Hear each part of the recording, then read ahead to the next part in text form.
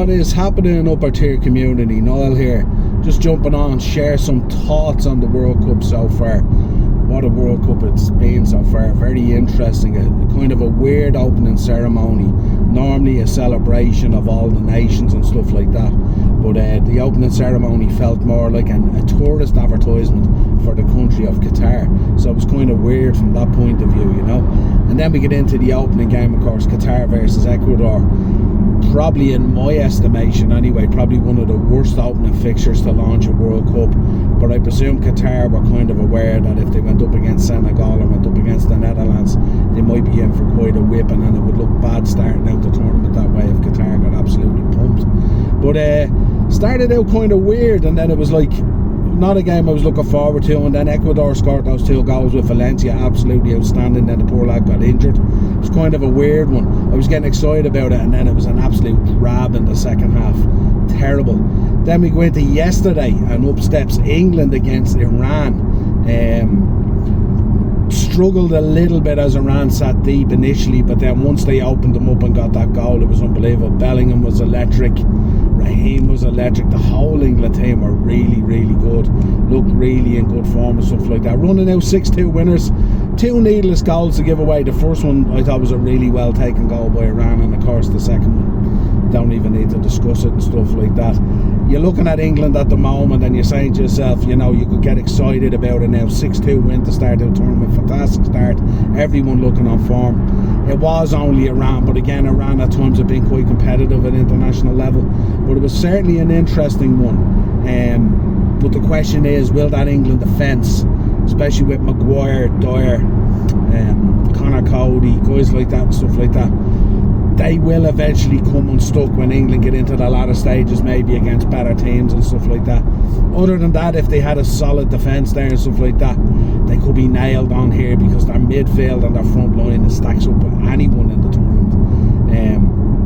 Then we went on and we had Senegal versus the Netherlands. The Netherlands making really, really hard work of this. Senegal, obviously without Sadio Mane, big loss of the tournament. And there's been a real cloud over the tournament, hasn't it? And I don't know whether it's down to timing or whether it's just down to sheer unluck, bad luck, but it's just so many top players getting injured. You look at France.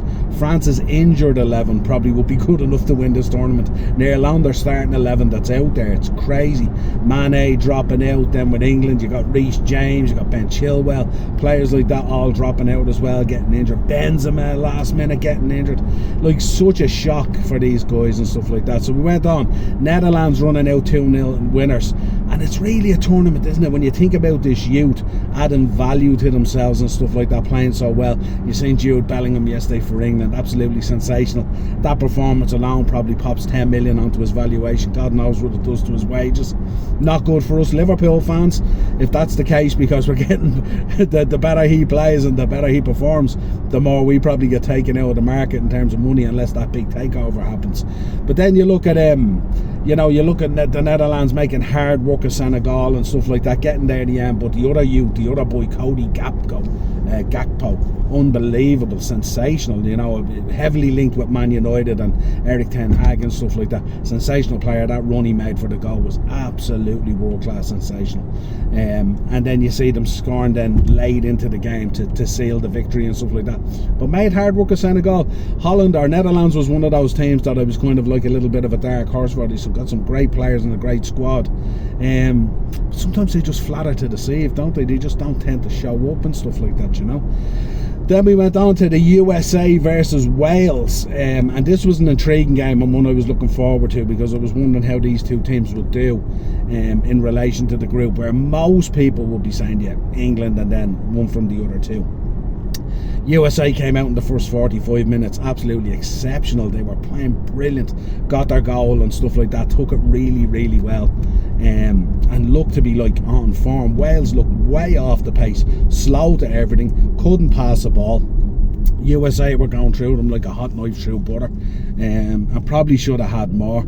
Come out second half, a little bit more energy, and you're looking at Gareth Bale and you're thinking, you know, is Gareth Bale, is he the Ric Flair of this now? I got a message through from our resident referee last night, Mark, saying that Gareth Bale now looks like the Ric Flair of football, you know. still thinks he has it but really doesn't. But then he pops up and wins the penalty second half and strokes the penalty home. Keeper unlucky not to get it dived the right way, but the power of Bale with that penalty straight into the back of the net, never in doubt. Went off, celebrated, ran out 1-1 then, and the USA really in the second half were riding their luck really. Wales at time pouring the pressure on, a couple of good substitutions. Some of the substitutions that came on you would think should be really starting at this stage, but they didn't. But yeah, definitely a struggle for both these teams. It's a flip of a coin really who'll go through, and Iran must be looking at both of these teams as well and thinking, you know, okay, we got pumped by England, but that's not, you know, we weren't unexpected. But if you're playing against Wales, or you're playing against the USA, you know, we might be able to do something against those guys. Was there really a difference? Like, you look at Wales, 45 minutes decent, you look at USA, 45 minutes decent, but the start for Wales and the drop off from the USA would suggest that Iran could get something from both of those, and clearly Iran is going to have a big say in that group. Then we get on to today. Today we have a festival of football, 12 hours probably of it.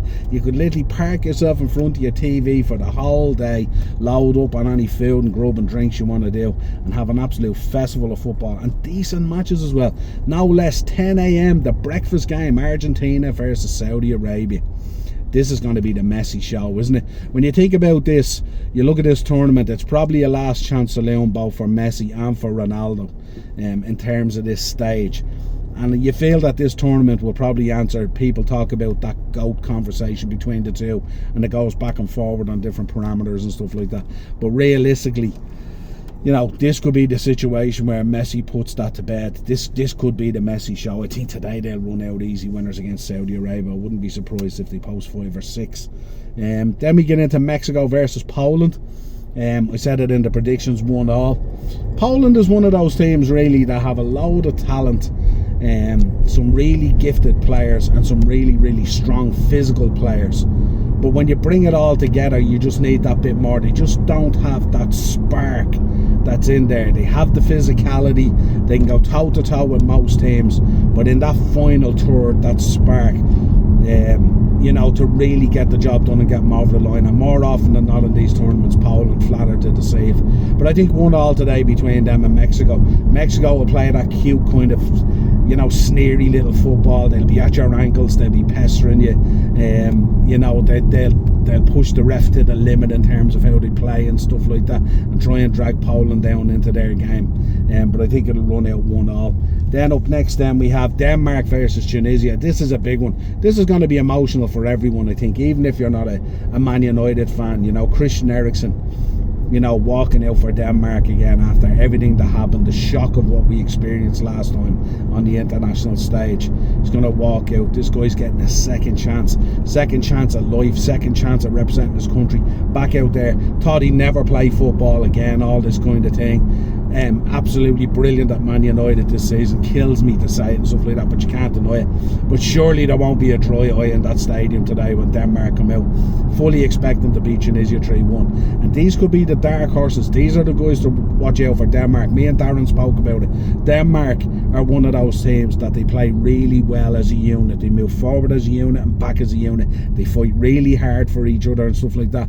And sometimes what they lack in that big player, as we talk about and stuff like that, there's no lack of effort and stuff like that. And when you've someone like Christian Eriksen in your team, some of those other Danish players as well, sensational. They have a great chance and they could do really, really, really well. And then last up in the evening, we got France versus Australia. And you look at that French team, so many injuries. Look at their 11. Look at the injury list. The injury list is good enough to win this World Cup. And losing Benzema must be, you know, frightening when you think how they lost.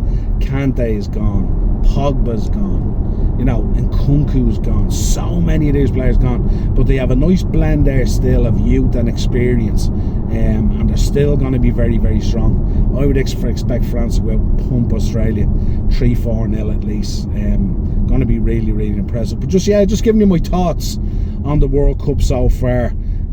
Kind of a strange one, the FIFA president's speech and all, kind of like, I don't know who's advising these guys at times, you know. It's so strange, you know. And like, it's going to take a lot of convincing, because most people know the story with the World Cup going to Qatar. A lot of money involved and stuff like that, and you know, not really. You know, we talk about the romance of the game and how important the World Cup is and how exciting it can be and stuff like that. But just, you know, something just smells wrong on this World Cup, you know what I mean? It's we're kind of getting a little bit excited about it because we're getting into the football. We're starting to see some of the good teams and stuff like that. But all that background stuff that's gone on, and that cloud that hangs over it, and the timing of it in the middle of a season, and all the injuries to some of these top stars and stuff like that. And yeah, I don't know. It'll be interesting at the end of it when we dissect it down and we go, well, realistically, what do we think? You know what I mean? And then you're seeing some of the images coming out there yesterday, you know, mess up on tickets, and you know, fan parks empty, and you know, the pulling back of the beer and all that kind of thing. And it just, you know, it's normally when these nations host the World Cup, it's arms out welcoming the world to their country. But this one just feels kind of weird on so many levels, and we'll just have to see where this roller coaster takes us, in terms of when we look back at Qatar 22 and how we feel about it and stuff like that. But it has started out very, very strange, and there's a weird feeling to it. But the tournament kind of needed that England game yesterday, didn't it? A load of goals, sensational play, focus on the football, that kind of thing. But we'll wait and see where it goes. As always, folks, pleasure chatting to you as always. If you could like, subscribe and share. Just my thoughts so far on the World Cup. We'll bring you some of these videos throughout the tournament, especially on the drive times into work and stuff like that, because everything starts so early. Until next time, folks, an absolute pleasure.